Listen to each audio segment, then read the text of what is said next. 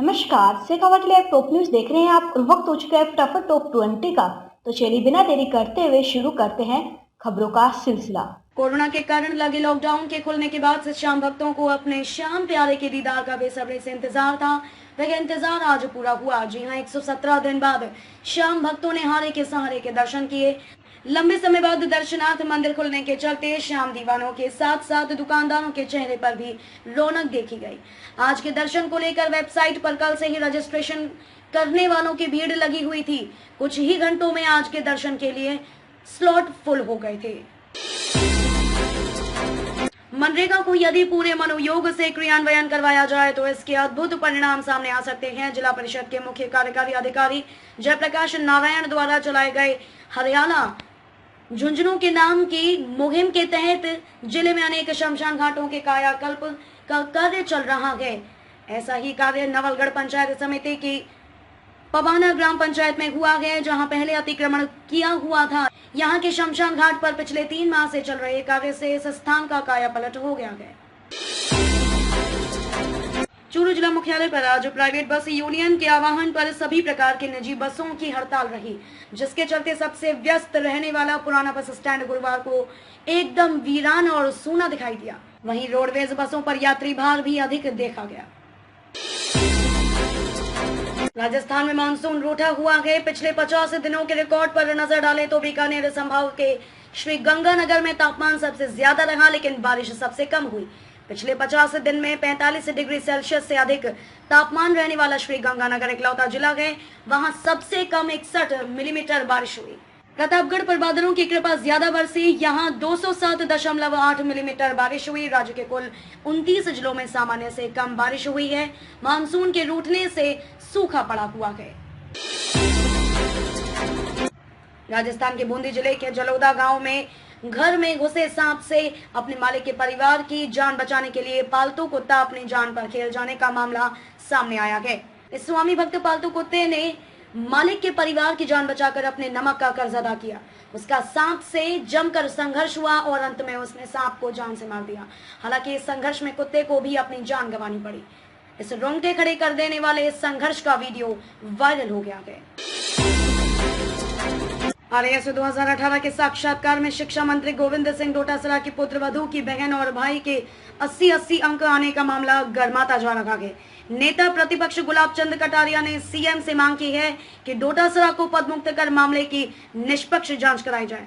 साथ ही साक्षात्कार के अंक कम किए जाएं ताकि लिखित परीक्षा में अच्छे अंक प्राप्त करने वाले अभ्यर्थियों के साथ न्याय हो सके। कटारिया ने भाजपा मुख्यालय पर प्रेस वार्ता में यह बात कही।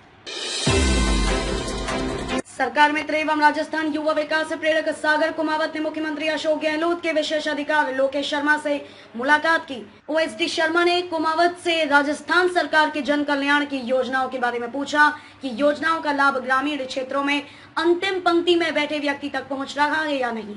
इस पर कुमावत ने बताया कि सरकार की योजनाओं से आमजन खुश हैं।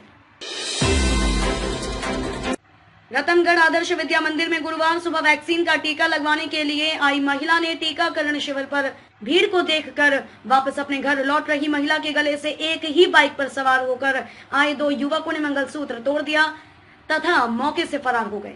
घटना के बाद महिला ने शोर मचाया तो एक युवक ने बाइक से पीछा करने का भी प्रयास किया, लेकिन चेन स्नेचरों का कोई सुराग नहीं लग पाया।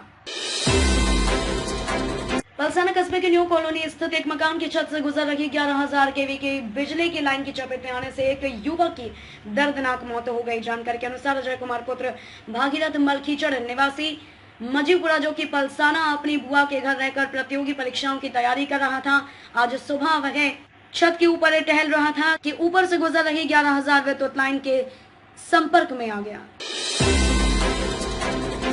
आज सीकर जिला पुलिस अधीक्षक को परिवार और गांव वालों के साथ ज्ञापन देने आए पूर्व सैनिक ने खाटू श्याम थाना पुलिस पर मिलीभगत के गंभीर आरोप लगाए। पूर्व सैनिक ने एसपी को दिए ज्ञापन में बताया कि बेटे के साथ शराब के नशे में चूर कालू राम बलाई से हुए विवाद में पुलिस फर्जी मुकदमा दर्ज करके गिरफ्तारी करने को धमका रही है। पीड़ित ने मामले की निष्पक्ष जाँच की मांग की है। कोरोना की दूसरी लहर के बाद बंद स्कूलों के अब फिर से जल्द ही खुलने की संभावना बनती दिख रही है। आज होने वाली मंत्रिमंडल की बैठक में शिक्षा विभाग की ओर से इस प्रस्ताव को रखा जाएगा। इस बार मुख्यमंत्री की ओर से इस प्रस्ताव को हरी झंडी दिए जाने की पूरी संभावना है, क्योंकि कई राज्यों में स्कूल खोलने का निर्णय हो चुका है। इसके अलावा कोरोना के मरीजों की संख्या में भी लगातार कमी आ रही है। वहीं कई विधायकों के साथ स्कूल संचालकों की ओर से भी लगातार स्कूलों को खोलने की मांग की जा रही है। लगातार कोरोना काल के दौरान स्कूल बंद होने से निजी स्कूल एवं निजी स्कूलों में अध्यापन कराने वाले शिक्षकों की भी आर्थिक स्थिति अब कमजोर हो चली है। उदयपुर वाटी कस्बे में गत दिनों व्यापारी मुरारी लाल से 5,000 रुपए की रंगदारी मांगने के मामले में पुलिस ने एक आरोपी को गिरफ्तार किया है। पुलिस ने मुखबिर से सूचना प्राप्त कर आरोपी बीरबल पुत्र देवाराम जाति गुर्जर निवासी घाटवाला तनकोट को दस्तयाब कर गिरफ्तार किया है, जिसे कल न्यायालय में पेश किया जाएगा। दिव्यांगजनों के प्रमाण पत्र बनाने के लिए चल रहे विशेष मेडिकल शिविरों की श्रेणी में शुक्रवार से 2 दिवसीय शिविर 23 व 24 जुलाई को अंबिका कॉलेज मलसीसर में लगाया जाएगा।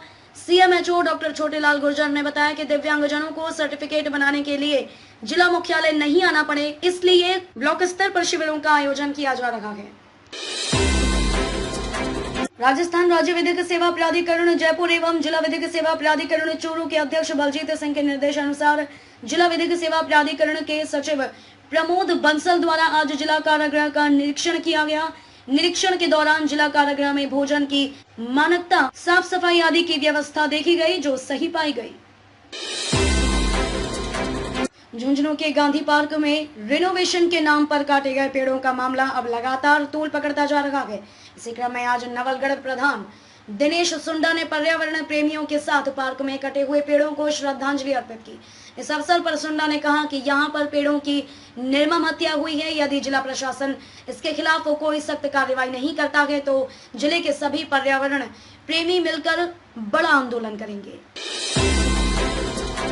राज्यसभा में पेगासस प्रोजेक्ट रिपोर्ट पर बयान पढ़ने के दौरान आईटी मंत्री अश्विनी वैष्णव के साथ दुर्व्यवहार करने वाले टीएमसी सांसदों के खिलाफ केंद्र सरकार विशेष अधिकार हनन प्रस्ताव लाएगी। केंद्र सरकार राज्यसभा अध्यक्ष से टीएमसी सांसद शांतनु सेन को आईटी मंत्री अश्विनी वैष्णव के साथ दुर्व्यवहार करने के लिए निलंबित करने का अनुरोध करेगी। महिला एवं बाल विकास मंत्रालय ने गुरुवार को कहा कि दूसरी लहर के दौरान इस साल अप्रैल से 28 मई तक कुल 645 बच्चों ने अपने माता पिता को कोविड-19 से खो दिया। राज्यसभा में एक सवाल के जवाब में महिला एवं बाल विकास मंत्री स्मृति ईरानी ने कोविड-19 की दूसरी लहर के दौरान अनाथ बच्चों के बारे में जानकारी दी। कृषि कानूनों के विरोध में प्रदर्शन कर रहे किसानों पर केंद्रीय मंत्री और भाजपा नेता मीनाक्षी लेखी ने कहा कि वे किसान नहीं हैं, इसका संज्ञान भी लेना चाहिए। यह आपराधिक गतिविधियां हैं जो कुछ 26 जनवरी को हुआ, वो भी शर्मनाक था। आपराधिक गतिविधियां थी, उसमें विपक्ष द्वारा ऐसी चीजों को बढ़ावा दिया गया। केंद्र सरकार ने हाल ही में संसद को बताया था कि कोरोना की दूसरी लहर में कहीं भी ऑक्सीजन की कमी से मौत नहीं हुई है।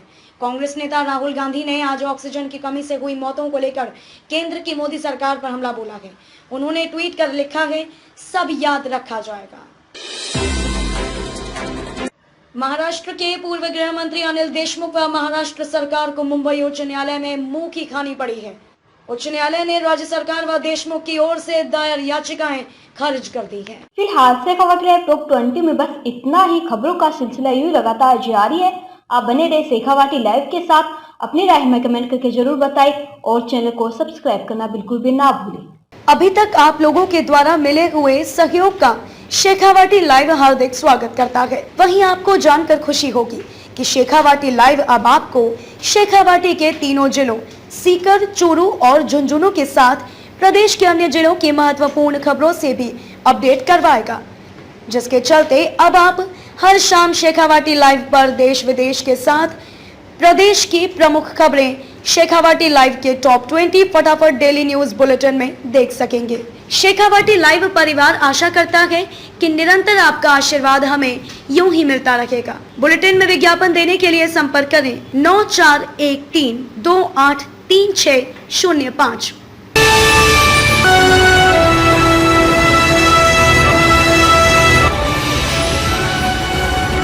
ये है शेखावाटी लाइव। धड़कन शेखावाटी की